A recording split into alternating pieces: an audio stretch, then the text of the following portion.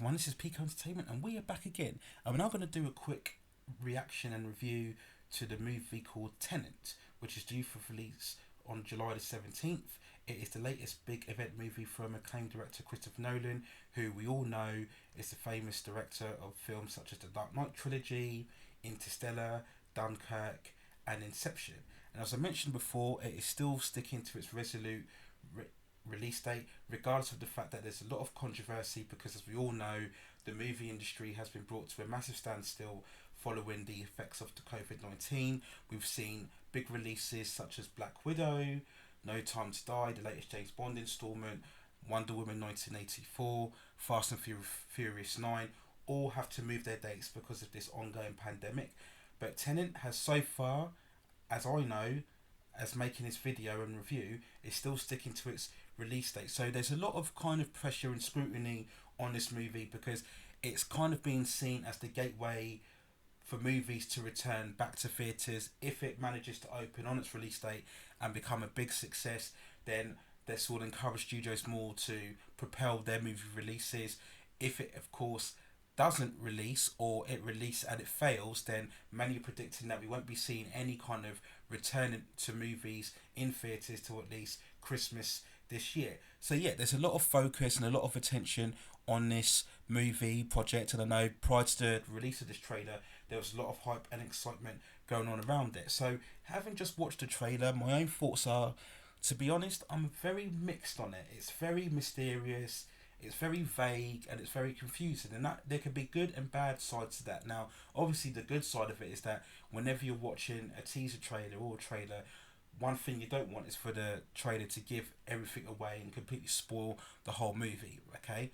So it done well on that point. You know, you're going to be going to this movie not really having a clue what's going on, not really having a sense of the idea or the concept. So when we do get to watch the film, it's going to be a very much of a discovery journey, and that's always good, that any big event movie should have. The other downside to that is that, of course, there's no real grasp of what the concept is, what the idea is. We have a lot of kind of name drops and references to certain themes and ideas, but there's no real kind of consistent theme going on throughout the trailer itself. When we go through the trailer, we have a lot of, if you like, fight scenes and action beats, car chases, explosions, people abseiling from buildings. There's a lot of kind of real booming soundtrack going on here. It's got that typical Hans Zimmer sound, but it's not composed by Hans Zimmer. We all know Hans Zimmer is a long-time collaborator of Christopher Nolan's, but this music is done by Ludwig Göransson, but it's got the same similar type of tone, the big booming synthesized booming sounds on here. If you look at the visuals and the locations, it's got those clear vibes, if you like, of Inception. Christopher Nolan, as we know, is somebody who likes to shoot on location a lot, so everything that we see on here, it looks very authentic, shoots a lot on location, so it gives that vibe that we've got in a much more of a espionage kind of spy thriller, globetrotting. We go on these various kind of exotic locations. Everything's got a very bright, glossy sheen about it all on here. So it all looks very composed, all looks very sophisticated. That's what you would expect from a Christopher Nolan movie. You can really feel the sense that it's got a high production value and a very high budget on here. So there's good things to look at it from. Aesthetically, it looks very good, but my issue, I guess, is just that there's no real sense of what this movie is really about. It kind of looks like we have a special ops team and they're somehow working towards preventing World War III, and we get the name drop of Tenet in opening 30 seconds. And is this going to be some type of device that the special ops team has to use to prevent whatever doom-laden scenario is pending and happening on here? And is Tenet this device that they use and it helps them to kind of work backwards in time, or we get certain theme drops such as communicating with the future, and we get sequences where we see events reversed back. We have that sequence, of course, where we see the car reverse flipping over. There are sequences where we see the ops team and they're shooting at bullets, but then the bullets are coming back in that reverse direction. We have that scene where John David Washington is shooting at the kind of bullet board, and the bullets are coming back on him. You know, we get these kind of concepts where what's happened here we don't know yet because it has already happened. So we get this really mesh of time travel and, you know, can we see into the future? Are we working back in time? Now it's all very interesting. It's all very appealing, if you like. But my issue is it going to be all concept and no substance? And I think certainly in Christopher Nolan's recent movies, particularly if I look at Interstellar, less so Dunkirk, particularly in Interstellar, where we had big ideas, big themes, big concepts, but once you looked underneath the surface, there wasn't as much substance there. It was kind of like everything had a much more of a superficial feel. So we had great music, great location, you know, great direction, you know, great discussions about the meaning of time and consciousness and, you know, the meaning of life and everything. But none of it really stuck once you actually delved down beneath and tried to get to grips of what was really going on here. And that's kind of got the feeling with Tenet on here. I just felt it was a lot of things thrown at you without really having any consistency or, if you like, more impression as to what's really going on. So I think that's a bit of a risk that they need to look out for when they go into this movie. Now, it's going to get a big hype if it sticks to its release date, because it's going to be the big event movie that draws everybody back to theatres. But my worry is you're going to go into this movie, and as I said before, you're going to get a lot of superficial, aesthetical things going on here that looks very good, very composed, very sophisticated. But will it make a lot of sense? Will it actually pull together? Will it actually draw you in from an emotional point of view, from a character point of view? This is my big issue with Interstellar, that I just felt the ideas fell flat, particularly in the last third of that movie, and I really didn't like the conclusion of Interstellar at all. If we look at Dunkirk, yes, technically it was brilliant in terms of the sequences being filmed, the aerial sequences, and the music in particular, but there was no character that you could latch onto. There was no character that you could really relate to and get an emotional attachment to. And I think that's my problem with this trailer. It's got a very mechanical, kind of cynical feel towards it, right? It's all sound, it's all visuals, but there's no real human connection, if you like, towards this. And I know maybe I'm being a bit harsh. It's only about a 2 to 3 minute trailer, so you can't be too harsh. But that's just the feeling I'm getting overall. Just to quickly go on a couple of other details, the main lead in the role is John David Washington, the son of the famous actor Denzel Washington. It also stars Robert Pattinson, who we all know is going to be starring as the next Batman.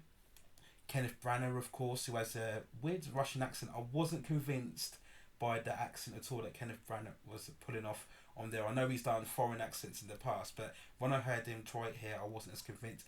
And of course, it has an appearance from Michael Caine, who's kind of doing his almost obligatory appearance in Christopher Nolan movie. But you could never complain about having Michael Caine in the movie. It's always a plus when he shows up in the movie on here.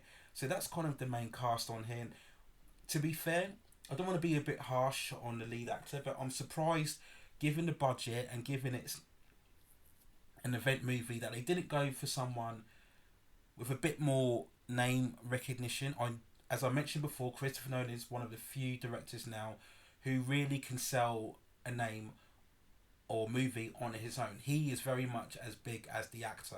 You know, you put a name, Christopher Nolan movie, and that's it. That will draw audience to it. He's really one of the last directors that can do this. Maybe Tarantino's got it as well to a lesser extent, and of course the originator Steven Spielberg had it majorly in the 70s and 80s, but his name, obviously, he hasn't had as many box office hits more recently, certainly in the 5 or 10 years. So, yet, most definitely, if we're talking about an A-list director, if you like, if there ever such a thing, Christopher Nolan is your man. So, he doesn't necessarily need a big name actor, even though in the past, of course, he's had Leonardo DiCaprio, Tom Hardy, and Matthew McConaughey in his films. But those are known names, if you see what I'm saying. Those are recognised names within the industry. And so I was a bit surprised that he went with John David Washington in the lead role, that he didn't, if you like, have Robert Pattinson in the lead role and have John David Washington in the supporting role. But this could be a two-handed dynamic within the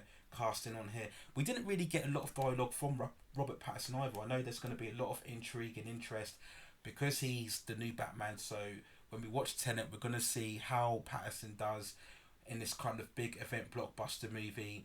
really to get some sort of indication whether he'll be able to carry on and be a satisfactory lead performance in the Batman movie. So that's all very interesting and all great to see. So yeah, there's a lot of interest and a lot of intrigue in Tenet, not just on the movie itself, just overall as well. The effect it's going to have on the movie industry going forward.